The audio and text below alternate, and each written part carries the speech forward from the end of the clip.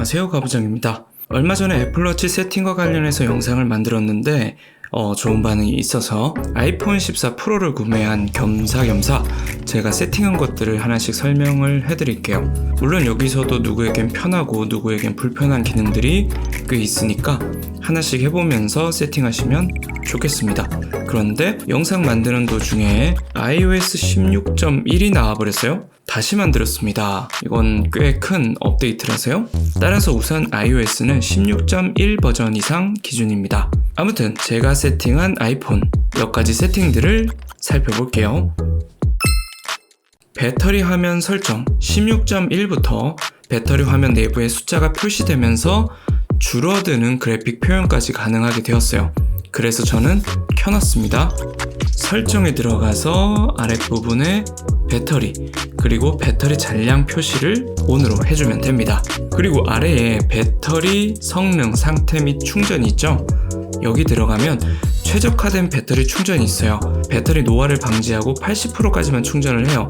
그리고 사용자 패턴에 맞춰서 완충을 해버리는 기능입니다. 만약 가끔씩 배터리 완충이 잘 안된다는 생각이 들면 이 기능을 끄시고요. 그렇지 않고 사용에 큰 아쉬움이 없다면 켜놓는 게 좋겠습니다. 저는 켜놨어요. 전화 전체 화면.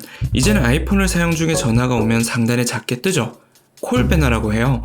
오히려 예전처럼 지금 상태를 씹고 전화로 채우고 싶다면 설정에서 전화 그리고 착신 통화, 여기에서 배너 또는 전체 화면 있죠? 전체 화면을 하면 예전처럼 풀 화면으로 나타납니다. 콜 배너가 전반적으로 편하죠. 그런데 이거는 또 ARS 같은 거 사용할 때 이렇게 번호 눌러주긴 불편하더라고요. 아무튼 이건 사용하면서 체크를 하시면 좋을 것 같아요. 다음 사파리 다운로드 위치 변경. 사파리에서 자료를 받으면 자동으로 설정된 폴더에 다운받게 되죠. 이것도 지정해 줄 수 있어요. 사파리에 들어가서 아래에 일반 쪽에 다운로드가 있습니다. 여기에 들어가서 폴더 저장 위치 변경을 해주면 돼요. 아이클라우드로 해두면 다운을 하면서 자동으로 백업도 해버리기 때문에 잊어버리면 클라우드 용량이 가득 차는 상황이 생길 수 있어요. 반대로 백업이 중요한 일을 많이 하면 이게 더 좋을 수도 있죠. 또한 기타로 들어가서 본인이 폴더를 만들어서 지정을 할 수도 있습니다. 사파리 검색창 위치 변경. 예전 사파리 검색창은 위쪽이었는데 이젠 기본이 아래로 변경됐죠. 이게 어색하면 변경할 수 있어요. 설정 사파리 아래로 내려가면 탭이 있고요. 탭 막대 단일 탭이 있습니다. 그림 보면 아시죠? 탭 막대가 아래, 단일 탭이 상단이죠. 그런데 웬만하면 탭 막대를 사용해서 아래로 쓰는 게 나아요. 이게 검색창 자체를 옆으로 이렇게 넘겨서 탭 전환이 되기 때문에 이게 상당히 편합니다. 그리고 언제나 손이 닿는 위치에서 검색을 할 수 있기 때문에 편하죠. 웹사이트 색조로 물들이기. 이거는 탭 막대 바로 아래에 있는데 웹사이트 자체에서 설정해 놓은 색상으로 사파리 상단 부분 색상을 변경하는 거예요.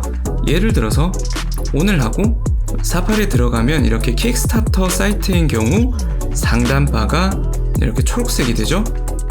이렇게요. 그런데 색조 물들이기를 끄게 되면 흰색으로 변하죠. 그래서 색조 물들이기를 끄면 상단 색상이 고정이 되고요. 색조 물들이기를 켜면 웹사이트별로 색상이 변합니다. 이건 취향대로 사용해도 되겠죠. 백그라운드 앱 리프레시. 일단 일반에서 백그라운드 앱 새로 고침이 있죠? 들어가면 이것저것 켜두고 꺼두는 게 있는데 이게 뭐냐면 앱이 백그라운드 있는 상태에서 데이터를 갱신하는 거예요. 무조건 셀룰러를 꺼두게 되면 애매해서 저는 앱별로 관리를 합니다. 예를 들어 이런 앱들 중에 쓸모없는 것들 있잖아요. 이런 것들 백그라운드에서 굳이 돌아갈 필요가 없는 것들은 이런 식으로 꺼버리는 거예요. 그러면 데이터도 아끼고 배터리도 아낄 수 있겠죠. 텍스트 크기 변경하기. 저는 슬슬 노안이 오기 시작해서 이거는 좀 중요합니다. 아이폰 12 미니부터 글자 크기를 키우기 시작했어요. 여러분도 언젠가는 오니까 알아두세요. 그리고 디스플레이 및 밝기. 여기에서 텍스트 크기 이렇게 좌우로 슬라이드를 해서 키우면 되겠죠? 저는 꽤 큼직하게 사용을 합니다. 힘들어요. 홈 화면 앱 다운로드 설정. 이거는 설정에서 홈 화면으로 들어갑니다. 홈 화면에 들어가면 앱을 다운로드 받았을 때 홈 화면에도 앱 아이콘을 표시를 할 것인가 안 할 것인가 이걸 선택할 수 있어요. 저 같은 경우는 앱 보관함에만 들어가도록 체크를 해놨습니다. 저는 이렇게 해두는 게 홈 화면 세팅을 고정을 해놨기 때문에 관리가 수월하죠. 그리고 추가로 아래쪽 알림 배지 앱 보관함에서 보기는 꺼놨습니다. 어차피 홈 화면에서 보니까요. 그러니까 앱 보관함이 상당히 깔끔해지죠. 그리고 그 아래 검색에 홈 화면에서 보기를 꺼놨어요. 이걸 켜게 되면 아래쪽 이 부분이 검색 버튼이 돼요. 그리고 홈 화면 보기를 꺼두면 땡땡땡 홈 개수로 나오죠. 어차피 저는 화면을 내려도 검색이 되기 때문에 꺼놨어요. 실수로 터치하는 일도 생기고요. 집중 모드 기기 공유, 집중 모드를 사용하는 애플 기기가 많은 분들이라면 설정에서 집중 모드로 들어가서 모든 기기에서 공유를 켜놓습니다. 한쪽에서 집중 모드 ON을 해두면 연결된 다른 애플 기기도 함께 집중 모드가 되죠. 자, 다음은 키보드 설정. 키보드는 좀 많아요. 키보드의 경우는 저는 좀 많이 바꾸는데 일반 아래쪽 키보드. 자, 우선 자동 수정을 껐습니다. 이거는 너무 불편했어요. 생각보다 멋대로 변환되는 게 많아요. 그리고 스마트 구두점도 끕니다.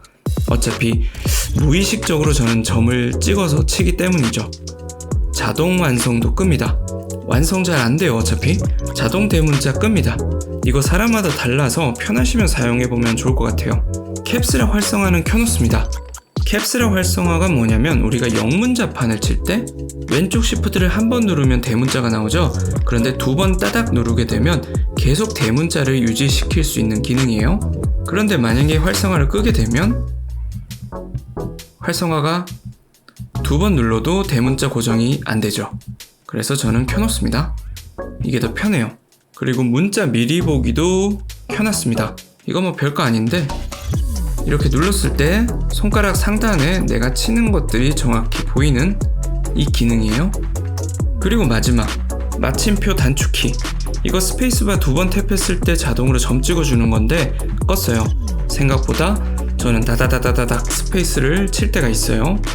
다음은 화면 상단 간편 접근. 아이폰이 켜져서 한 손에 화면 윗부분 컨트롤이 어려워요.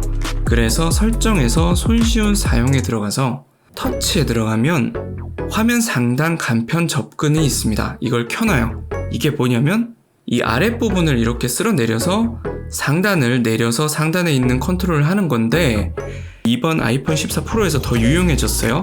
이 다이나믹 아일랜드가 같이 내려와요. 예를 들어 이렇게 타이머를 했는데 한 손 조작이 힘들다. 그러면 아래를 쓱 내려서 이렇게 상단에 다이나믹 아일랜드를 컨트롤하는 거죠. 그리고 제어 센터도 돼요. 이게 그러니까 뭔가 좀 멍청해 보이지만 사용은 편한 그런 느낌이에요.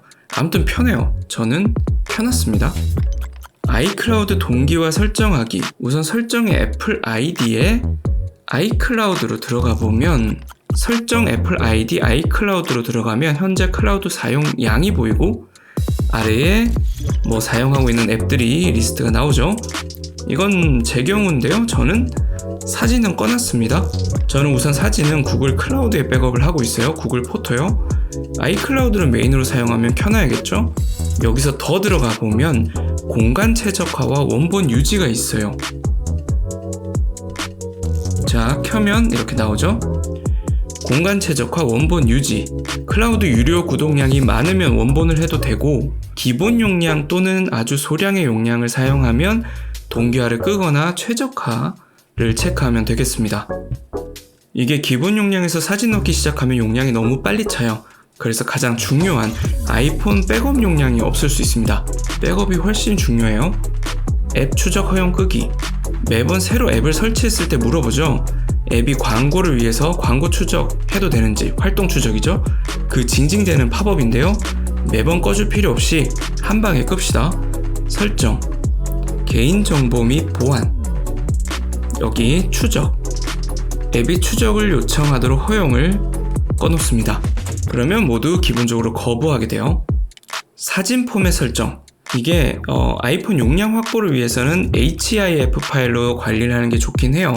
그런데 이게 문제는 맥이 아닌 윈도우에서 파일을 옮겨서 사용할 때 좀 불편함이 있습니다. 플러그인도 구매를 해야 되고요. 사실 전문가라면 문제가 없지만 라이트하게 사용할 때는 확장자를 바꾸는 게 낫죠. 설정에 카메라, 그리고 포맷, 고효율성을 높은 호환성으로 바꿔줍니다. 그러면 사진은 JPG 저장이 되고요. 동영상은 H264로 저장이 돼요. 그래서 웬만한 컴퓨터에서 다 열어볼 수 있는 파일 형식이 되니까요. 이게 더 훨씬 편합니다. 아이폰 이름 짓기. 사실 폰을 새로 샀으면 이름 변경해야죠. 설정 일반, 정보에 들어가서 이름을 터치합니다. 그리고 이름을 원하는 대로 변경을 해주면 끝나겠습니다.